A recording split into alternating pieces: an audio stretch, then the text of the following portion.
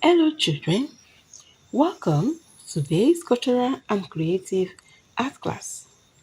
In today's class, our topic is Mosaic Part 2. Our topic is Mosaic Part 2. Mosaic is the art of putting together small pieces of materials like stone, tile, and glass to produce artwork. These artworks are used for decoration on walls, cardboard, plywood, or floor. Production of mosaics reflecting one of the listed ills in the society. Number 1. Exam malpractice. Number 2. HIV/AIDS. Number 3. Cultism. Number 4. Ghost. Number 5. Mermaid. Number 6. Half human, half animal. Number 7. Clergyman smoking.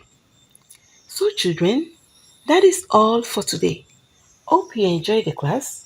See you in the next class.